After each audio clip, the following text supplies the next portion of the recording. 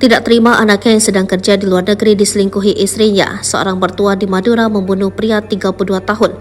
Pelaku berinisial M membacok S yang diduga menjadi selingkuhan menantunya berinisial HAS. Peristiwa itu terjadi di Desa Pangereman, Kecamatan Batu Marmar, Kabupaten Pamekasan, Madura.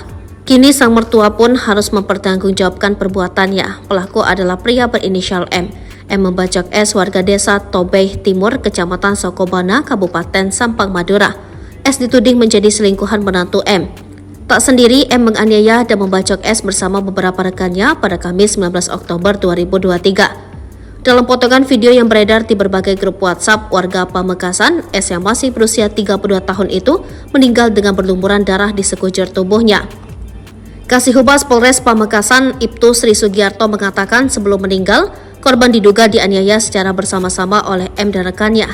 Kata dia, berdasarkan keterangan saksi berinisial HAS, sekitar pukul 14, ia sedang bersama korban di dalam rumahnya di Desa Pangereman, Kecamatan Batu Marmar, Kabupaten Pamekasan.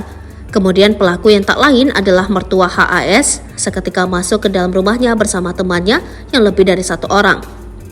Mereka mengejar dan menyerang S dengan senjata tajam. Mengetahui hal tersebut, korban berusaha menyelamatkan diri dengan cara berlari melalui atap rumah di bagian dapur. Namun pelaku tetap mengejar korban. Saat korban melompat dari atap dapur, pelaku langsung menyabetkan celurit ke bagian tubuh korban yang menyebabkan sejumlah luka pada bagian kepala, tangan kanan, tangan kiri, dan paha kiri. Korban meninggal dunia, kata Ibtu Sri Sugiarto saat ditemui di kantor Satreskrim Polres Pamekasan.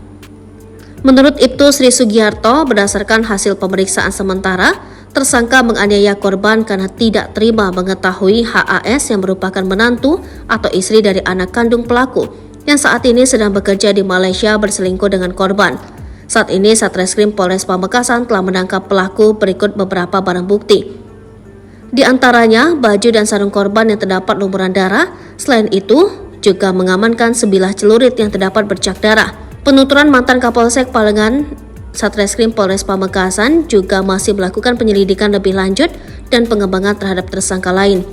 Pelaku terancam dikenakan pasal 170 ayat 3 KUHP, subsidiar pasal 351 ayat 2 ketiga KUHP, tutupnya.